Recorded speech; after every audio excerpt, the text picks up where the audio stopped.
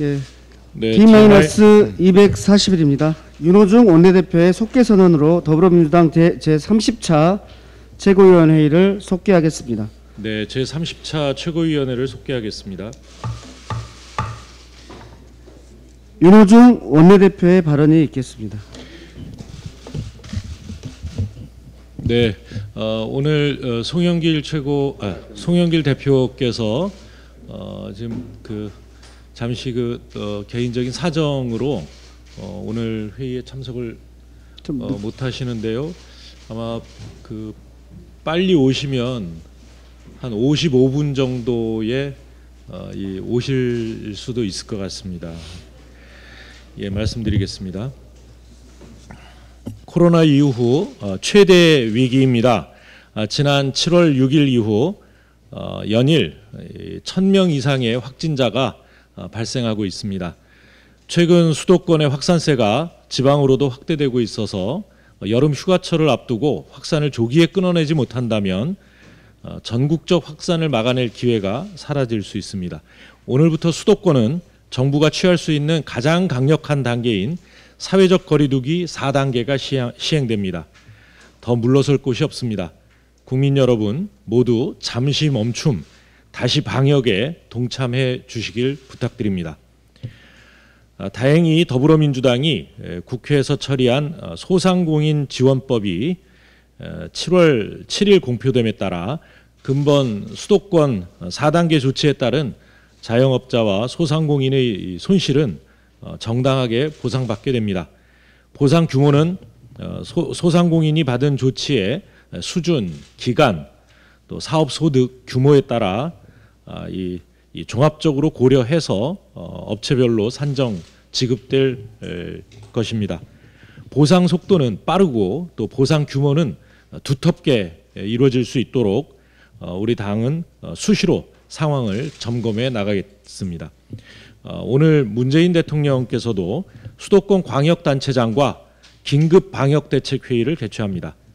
당도 이에 발맞춰서 비수도권 지자체장들과 공조체제를 즉각 가동해서 방역체계를 점검하고 백신 수급 및 접종에도 차질이 없도록 비상대응 태세를 갖춰 나가겠습니다. 방역 상황이 급변함에 따라 2차 추경 심의도 이를 적절히 반영해 나가야 할 것입니다. 지금은 이념 논쟁으로 시간을 보낼 때가 아닙니다. 재정의 신속한 역할을 위해서 입법부와 행정부가 힘을 합쳐야 할 때입니다. 과감한 방역 뒤에 따라오는 자영업자와 소상공인 여러분의 가슴 저미는 고통을 최소화하고 강화된 방역 수칙을 함께 감내해 나가실 모든 국민에게 좀 더 편안한 방식으로 위로금을 지급할 수 있도록 또 소비가 진작될 수 있도록 논의를 집중해 나가겠습니다. 상생국민 지원금에 대한 당론 결정도 금명간 최고위원회 논의를 거쳐 확정하겠다는 말씀을 드립니다.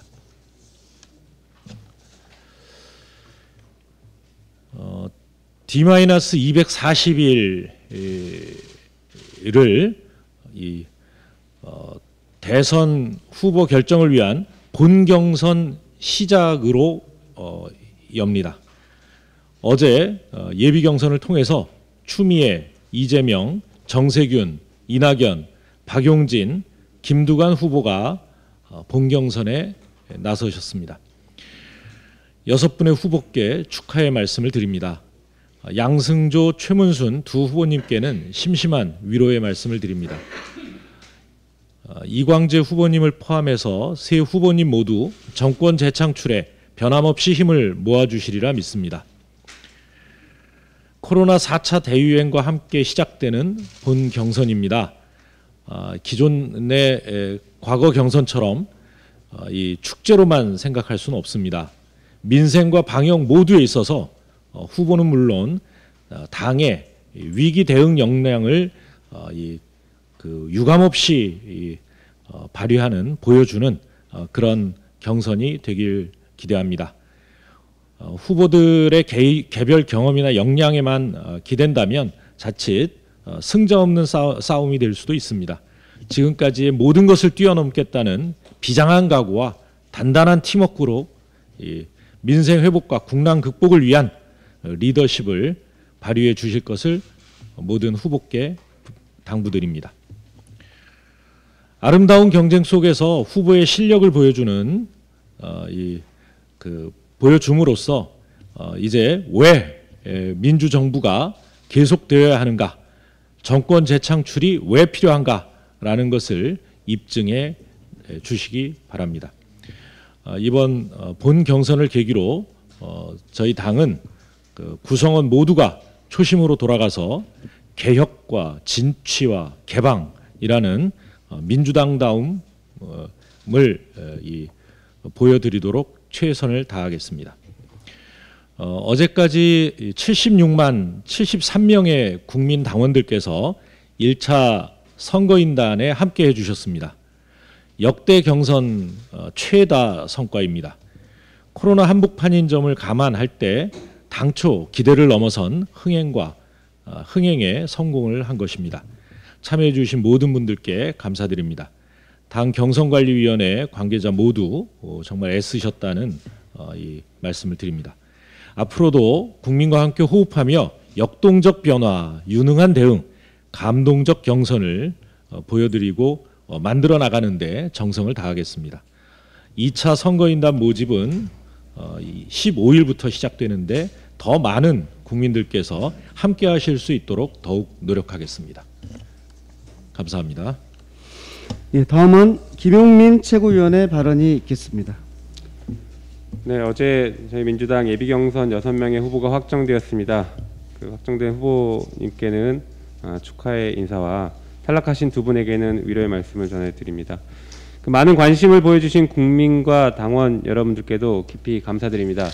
남은 본경선 일정에도 지속적인 성원과 사랑 그리고 지지를 당부드리겠습니다. 정치적 중립을 지켜야 할 검찰이 대통령의 인사권을 흔들기 위해 장관 후보자에 대한 수사를 강행했음을 자백했습니다.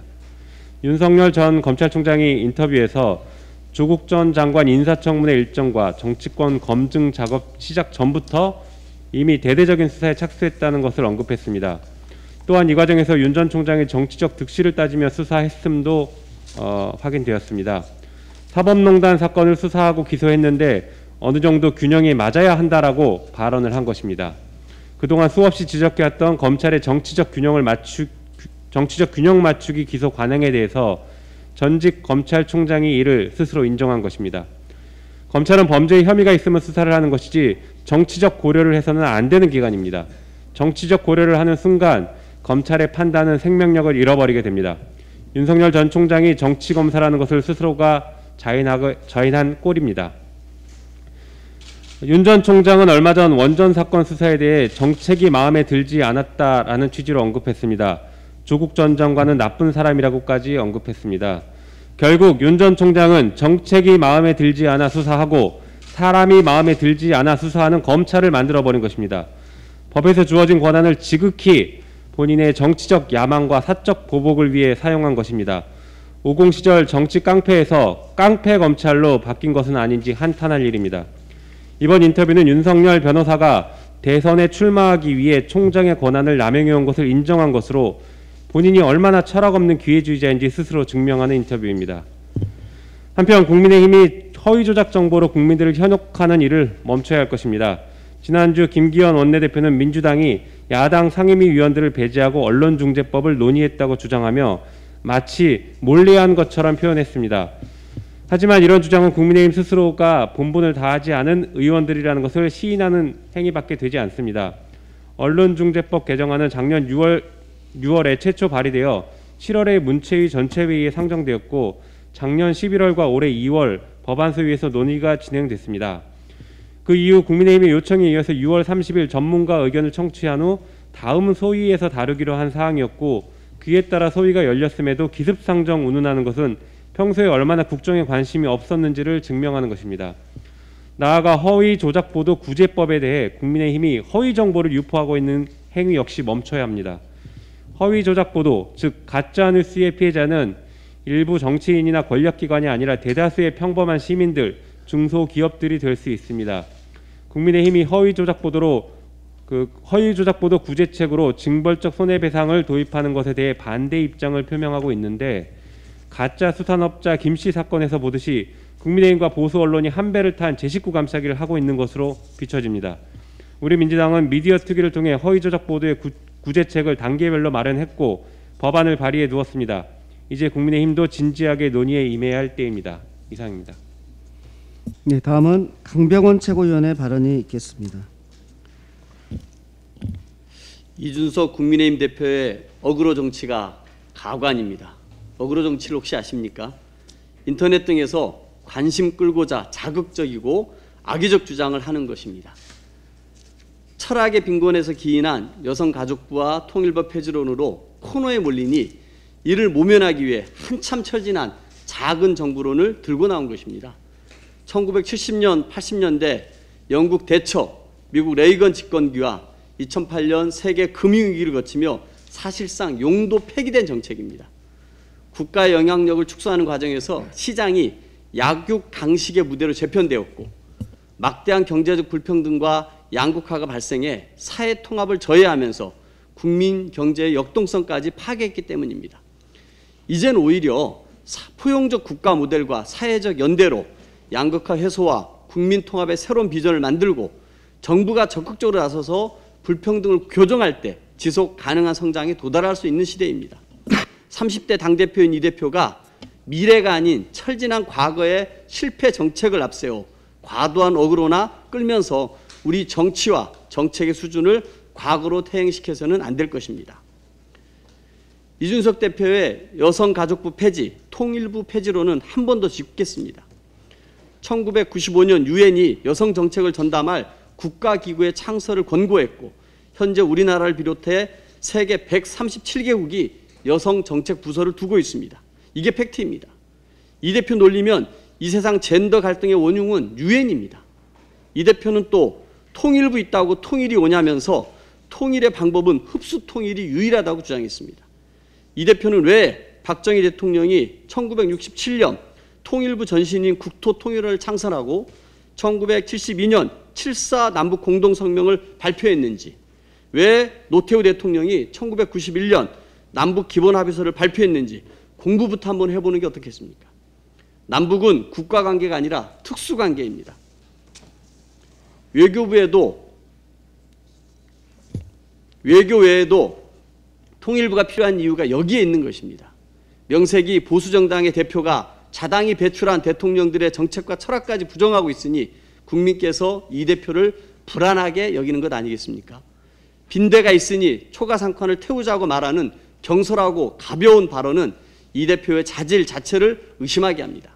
국민은 과거에서 타임슬립한 야당 대표를, 트럼프를 닮아가는 야당 대표를 원치 않는다는 사실을 명심하십시오. 한 말씀 더 드리겠습니다. 윤석열 전 총장이 최근 한 언론과 인터뷰에서 장모의 일은 장모의 일이라고 강조했습니다. 10원 한 장 피해준 적 없다며 옹호했던 사람이 국가를 약탈해 법정 구속까지 된 장모를 언제 그랬냐는 듯 장모 손절에 나선 것입니다.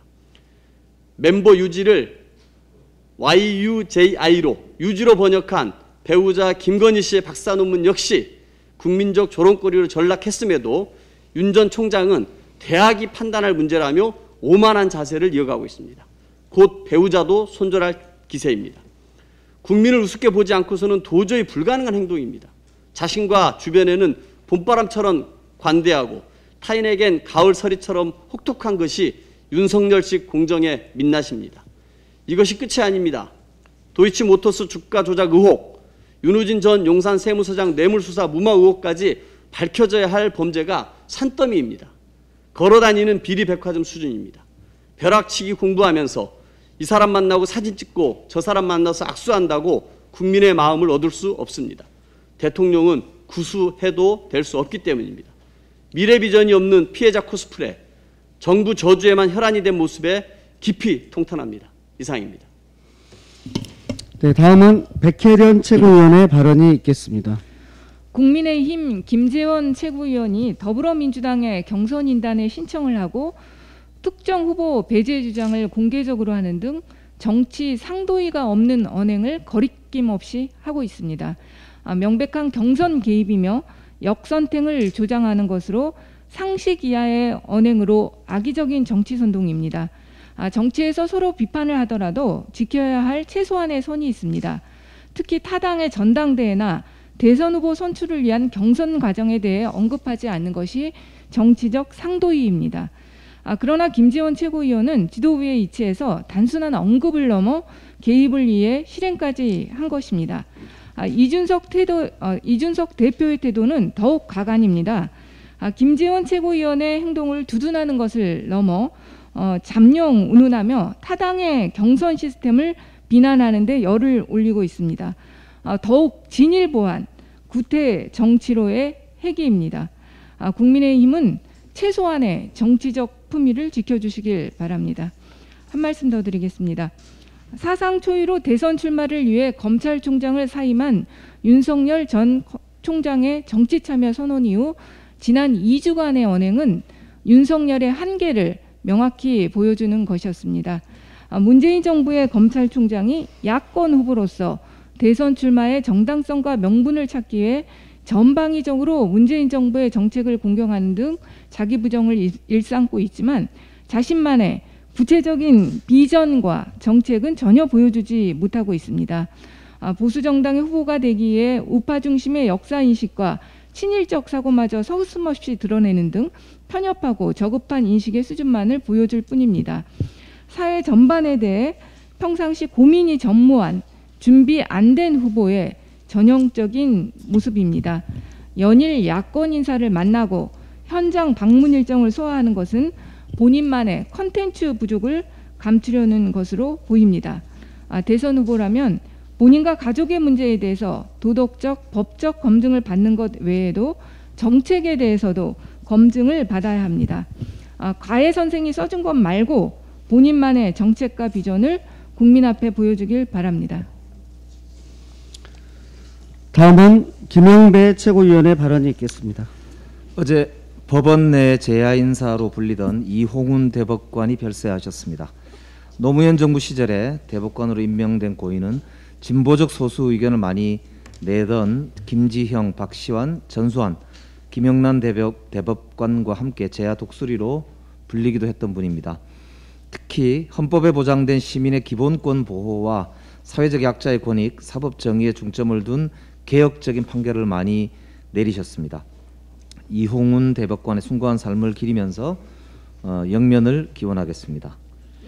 최근 국민의힘 이준석 대표의 여성가족부 폐지, 통일부 폐지 주장이 불필요한 논란을 빚고 있습니다. 무책임합니다. 여성과 남성, 남과 북을 편가르는 분열의 정치, 퇴행의 정치를 규탄합니다. 오죽하면 자당 의원들마저 자중하라고 요청하고 있으나 이것을 이상한 반론으로 취급하면서 뜻을 굽히지 않고 있습니다. 빈곤한 철학뿐만 아니라 귀를 닫고 아무 말이나 하는 모습을 보면 박근혜 키즈라는 사실을 다시 확인하게 됩니다. 여성가족부가 할 일이 없으니 폐지해야 된다라는 것은 전형적인 일배식 사고입니다. 세계경제포럼이 2020 세계 성격차 보고서에서 대한민국이 153개국 중 108위로 최하위권을 기록한 것을 보고했습니다. 성별 임금 격차 또한 32.5%나 돼서 OECD 국가 중에 가장 높은 수준입니다. 전 세계 200여 개국 중에 187개 국가가 여성정책 전담 기구를 운영하고 있고 우리와 같이 장관급 부처를 갖춘 나라만 해도 영국, 프랑스, 오스트리아, 뉴질랜드 등이 있습니다. 독일, 캐나다, 벨기에는 외청 단위를 운영하고 있습니다. 유엔은 1995년 세계 여성 행동 강령을 채택하며 각국의 여성 정책 전담 국가기구를 설치할 것을 권고한 바 있습니다. 통일이 되지 않으니까 통일부를 폐지하자. 이준석 대표의 반헌법적 발상에 경악을 금치 않을 수 없습니다. 대한민국 헌법 제4조를 읽어드리겠습니다. 대한민국은 통일을 지향하며 자유민주적 기본 질서에 입각한 평화적 통일 정책을 수립하고 이를 추진한다. 제1야당 대표께 말씀드립니다. 헌법을 꼭 한번 읽어보시기 바랍니다. 통일부는 1969년 박정희 정부가 국토통일원으로 1990년 노태우 정부에서는 통일원 장관이 통일부총리로까지 격상된 바 있습니다.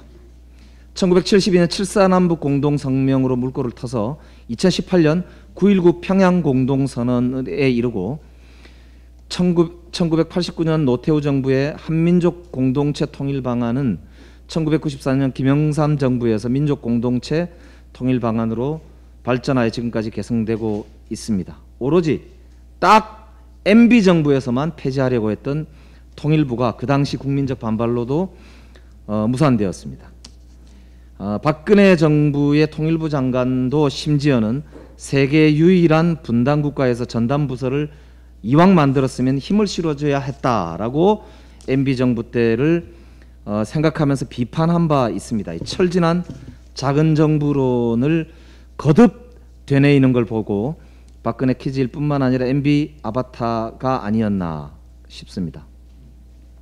마지막으로 한 말씀 더 드립니다. 김재원 국민의힘 최고위원이 우리 더불어민주당 대통령 후보 경선의 경선인단으로 참여했다는 소식을 들었습니다. 한편으로는 참 기쁘다, 감사하다 이런 생각이 들면서도 또 한편으로는 야 정말 정치를 이렇게 하는가, 이렇게 정치를 불신의 구렁텅이로 몰아가는가라는 생각이 들었습니다. 최소한 제1야당의 지도부라면 품격 있게 정치합시다. 이상입니다. 네, 다음은 전해숙 최고위원님의 발언이 있겠습니다. 코로나 바이러스는 변이 바이러스가 다양한 바이러스입니다. 변이가 될 때마다 전염 속도가 더 빨라집니다.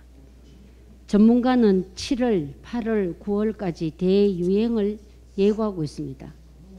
우리 모두 힘들지만 11월 집단 면역 형성까지 백신 접종과 방역 지침을 솔선수범해서 대유행을 막는 데 최선을 다해야 합니다. 오늘부터 2주간 수도권은 사회적 거리 두기 4단계가 적용됩니다. 여지껏 한 번도 경험해 보지 못한 최고 단계의 거리 두기입니다. 특히 일상 회복을 눈앞에 둔 시점에 또다시 시작된 코로나의 위협이라 국민 여러분의 실망감은 더욱 클 것입니다. 자영업자와 소상공인의 피해는 더욱 커질 것입니다. 국회에 제출된 추경안은 코로나19가 안정될 것을 전제로 그에 맞춰 내수 활성화, 코로나 피해 보상, 국민 위로금 성격으로 편성된 것입니다. 코로나 상황이 엄중해진 것인 만큼 2차 추경의 기조도 상황에 맞도록 피해 지원의 방향으로 재편돼야 합니다. 코로나로 직접적인 피해를 입은 자영업자와 소상공인에 대한 추가 지원, 고용 취약 계층에 대한 안전망 확보, 맞벌이 부부들을 위한 긴급 돌봄 지원 등이 확대돼야 합니다. 코로나는 남탓만 해서는 극복할 수 없습니다. 국민의힘도 대통령 탓, 여당 탓만 하지 마시고 우리 국민 여러분께 힘이 될 수 있는 추경안 마련을 위해 함께 머리를 맞대고 노력해 주시기 바랍니다. 지난 1년 반 동안 여러 불편함과 피해에도 불구하고 방역에 적극 동참해 주신 국민 여러분 덕분에 우리나라는 전 세계가 인정하는 방역 모범국이 되었습니다. 4단계 거리두기가 시행되는 앞으로 2주간은 국민 개개인 한 분 한 분의 노력이 그 어느 때보다 중요합니다. 내 가족과 이웃의 건강과 생명을 지키고 하루빨리 일상과 경제활동을 회복할 수 있도록 기존 방역 수칙 준수와 백신 접종 및 사전 예약에도 적극 동참해 주실 것을 부탁드립니다. 네, 다음은 이동학 최고위원의 발언이 있겠습니다. 국민의힘은 민주당 경선에서 손 떼십시오. 중대재해처벌법 후퇴는 안 됩니다. 정부는 지난 9일 중대재해처벌법의 시행령을 발표했습니다. 노동계가 줄곧 요구해온 위험 작업 시 2인 1조 원칙이나 신호수 배치 등의 내용은 빠졌습니다. 애초 중대재해처벌법은 구의역 김군, 서부발전 김용균 씨, 평택항 이선호 씨 등 청년 노동자의 안타까운 죽음으로부터 촉발되었습니다. 그런데 정작 제2의 김용균, 제3의 이선호 씨를 막을 내용은 온데간데 없습니다. 과로사의 원인으로 지목되는 뇌심혈 관계와 근골격계 질환 그리고 직업성 암이 제외된 것도 문제입니다. 이대로 시행령이 통과되면 지난해 10수명이 연달아 사망한 택배기사들의 문제와 이번 서울대 청소노동자 문제도 이 법으로는 다룰 수 없게 됩니다. 현장 노동자의 현실이 외면돼서는 안 됩니다. 2인 1조 근무나 과로사 방지를 위해선 원청 하청의 구조 개선과 고용 증가, 일터 환경 개선 등이 뒤따라야 합니다. 어려운 경영계의 사정도 이해는 됩니다만 적어도 우리 젊은이들이 일하다가 죽는 상황을 더 이상 방치해서는 안 됩니다. 돈보다 생명이 우선이라는 당연한 명제를 경영계도 분명하게 실천해야 합니다. 어제 청소년 생태 행동이 청소년 2,167명을 대상으로 조사한 설문조사를 발표했습니다. 이들은 정부의 안일한 대처와 기업의 무책임함이 산업 현장에서 노동자를 죽게 만드는 이유로 지목했습니다. 우리 어른들, 특히 정치권은 부끄러워하고 반성해야 합니다. 이 밖에도 노동자를 향한 갑질 문제 해결, 고졸 일자리 보장, 고등학교 노동인권교육 필수 진행, 택배 노동자 과로사 방지 대책 마련이 청소년들이 생각하는 중요한 의제로 꼽혔습니다. 희망을 제시해도 모자란데 일터에서 죽지 않도록 해달라는 청소년들의 요구가 아프게 다가옵니다. 정부에 요구합니다. 중대재해처벌법의 첫 단추가 이렇게 끼워져서는 안 됩니다. 어렵게 통과한 중대재해처벌법이 반쪽짜리가 되지 않도록 정부의 시행령 보완을 촉구합니다. 이상입니다.